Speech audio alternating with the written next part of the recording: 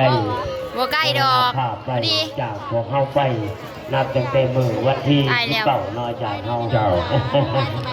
เช้าในนี้แต่ว่าบ้านเจ้าภาพเจ้าจัดท่าเพิ่นก็เป็นไงเนาะอาจารย์เนาะเป็นไงบ่ว่าแต่เมืองเฮาเมืองท่าบางทองแล้วก็เมืองชลบุรีแล้วก็เมืองจำพรเมืองอุทุมพรน้อยใส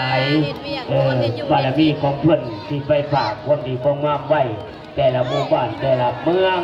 เนาะเวลาเพิ่นเกิดเป็นอย่างนี้แล้วว่ามีเบิดมื้อนี้เป็นญาติโยมแต่ละบ้านแต่ละเมือง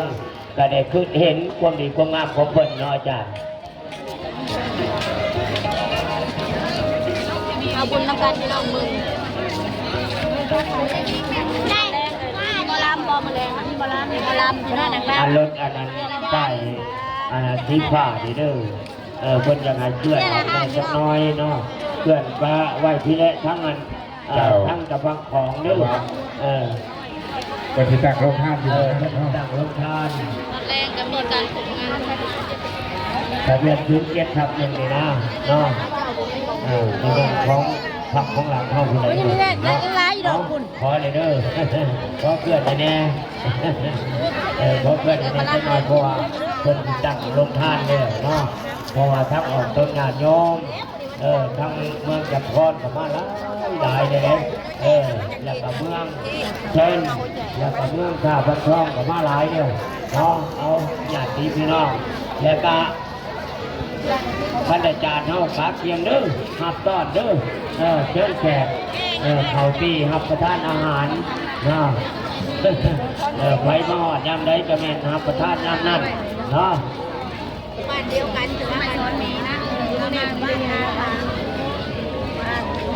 เอาทีนี้ต่ออ่านต่ออีกแล้วก็มีอาจารย์สมหมายอาจารย์วรพานครอบครัวอันนี้เพิ่นก็มีความเงินใสมาบริจาคลงทานกสิร้ายเนาะ10 ล้านบาทแล้วก็พ่อออกแก้วคนคูณเพิ่นก็ได้บริจาคพ่อเป็นครอบครัว50 บาทแล้วก็พ่อออกช่วยบ้านคนคูณเพิ่นเป็นครอบครัวเพิ่นก็ได้บริจาค40 บาทแล้วก็พ่อออกจงเอาแต่คนดังเตรียมมาเสียโดยพมักเสียเขาจ้างโลดก็ได้บริจาค100 บาทพ่อออกต่อของโรงทานกำลังมาจ้าพ่อชอบบ้านห้วยม่วงเพิ่นก็ได้บริจาคก็เป็นของเขาเฮ็ดแล้วตั้งแต่มื้อนั้นเขาเฮ็ดตั้งแต่วันที่28พ่อที่บ้านม่วงเพิ่นก็ได้บริจาคเจ้าพันเจ้าบาทแล้วก็พ่อออกตายบ้านม่วงพวกเรื่องของพวกเพิ่นก็ได้บริจาค50 พันกีบแล้วก็ไม่ออกปานีบ้านห้วยม่วงพวกเรื่องของพวกเพิ่นก็ได้บริจาค50 พันกีบไม่ออกแสงประจันบ้านห้วยม่วงพวกเรื่องของพวกก็ได้บริจาค3 พันกีบไม่ออกเย็นบ้านหัวม่วงพอเป็นครอบครัวก็ได้บริจาค9,000 กีบแล้วก็แม่ไม่ออกไปกินเลยพอเป็นครอบครัวก็ได้บริจาค10,000 กีบแล้วก็พอออกเติม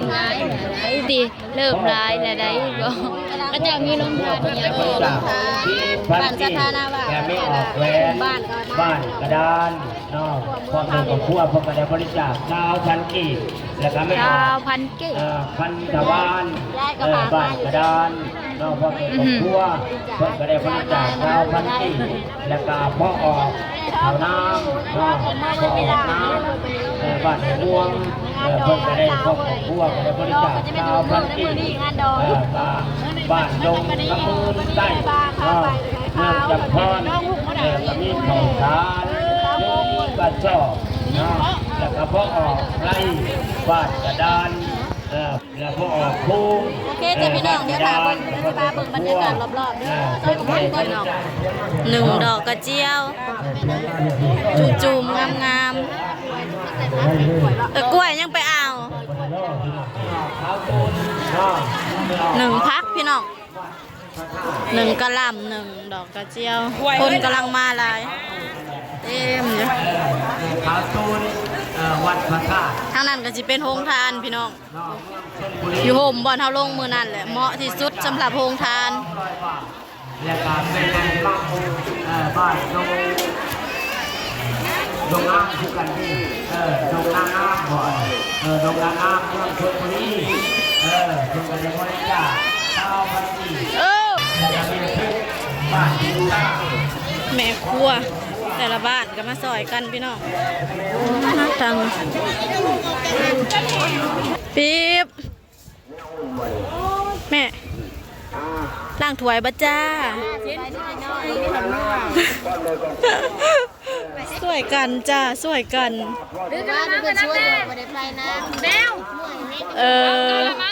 แดดนั่นทั้งแดดทั้งไงล้างถ้วยบ่จ้าถ้วยล้างถ้วยน้องไผ่ก็มาหอดพี่เลยไผ่โชว์ทาราสาวเข่ากล้องนะล้างถ้วยพี่น้องไงปังงาเป็นตาลีได้ชูก็ยังว่าไงปังงาอย่าไปหม้อละต้องงานเรียบไม่เอาได้หาตัวเราจะได้ไปทั้งเรื่องนี้พูดไปก่อนแล้วคนบ่มีประโยชน์มันเก็บมือเชื่อบ่มือแรกอยู่เราสิมาเซ่ก็มันเย็นอยู่นี่เย็นเนี่ยสินอนสิลงหลับอาหารจองเดี๋ยวมึงเชื่อบ่มึงว่ามึงทำจองนะฮะไปดาวอยู่เมิบมีอาหารดาวอยู่เมิบกล้วย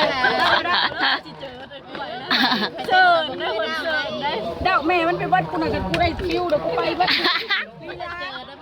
ความผ่านเลยบ้ากูถูกได้ถูกบินถูกลีลาค่ะเจอ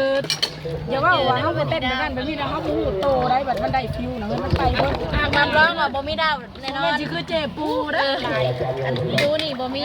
รุ่นนี้บ่มีดาวบ่หูโตบ่ว่าพี่ไม่จะเจอเต้นนะเต้นนะเรื่องเต้นนี่บ่มีไผสูงบ่ได้เคยนั่งสิบอกให้มันเชื่องบ่แล้วลงเมื่อแล้วบ้านดีเจกันแม่นมึงเอ้ยถ้าปฏิกิริยาเป็นมึงเอ๊ะคนกับเป็นมึงยังมือได้คือสิบ่มีมือเดียวนั่นแหละม่วนเอ๊ะยังก็สู้กับเบาแว่งท่านม่วนแลมาแจ้งไวๆเอามึกมาเมื่อคืนนี่เด้เว็บมาเบิ่งมุ้งอีกเทื่อนึงก็ว่าสิท่านบ่ม่วนเลยนะเจ๊ไวแว่งย่างแต่น้ำมุ้งให้จานพะนะบ่ต้องใส่ลายใส่น้อยนึงก็พอหามุ้งเพิ่นเจ๊ปากบ้านพี่ช่างแห้งสิย่างก็บ่มีมื้อนั้นนะเป็นตะนาแห้งแห้งสิถูกค่ะกูย่างติดน้องตัวเองนั่งเพื่อนนะย่างตามหลังนี่หันพี่เด็กมันกะเลอแล้วมันพากันเลอแล้วนั่งว่าพื้นนั่งอยู่ก็ตื่นยุบมึงขี้หูดีพอดใจเอาเชือกปากเลิกมือล้างบ้านนะล้างบ้านมือแรงมานะมือเอามาจะกินอะไรบ้าง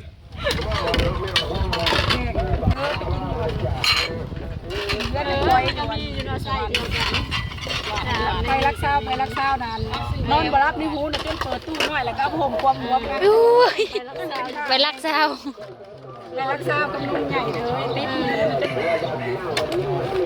พินไปนอกมือพินเทนเอาในเดินพินอยู่จ้าเป็นถั่วที่ถั่วมีอยู่ที่จีเต้นเรียกกี่อย่างยังมีลอยเบิดมือหนึ่งจับมือหนึ่งล่างพี่น้องกินน้ำน้อยล่างเลยตะบ้าสิได้กินเลี้ยงกระจุกแล้วจะพามือหนาเมื่อหายน้ำอ้อยมาเห็นลูกทานน้ำบานสเปนเฮ้ยน้ำอ้อยกระดังได้กินมีเห็นลูกทานกดทันได้กินคนหลายน้องอ้ายมาเลยช่างดอกท่านตัวได้กินน้ำบานเลยกินตัวบ่หุ่มมาแล้วเลยเจ้าหุ่มเบิดเด้นี่ตัวใหญ่ๆเลยอันนี้บ่กินเพื่อนก็มีอยู่หลายต้นแรกๆบัดนี้หิว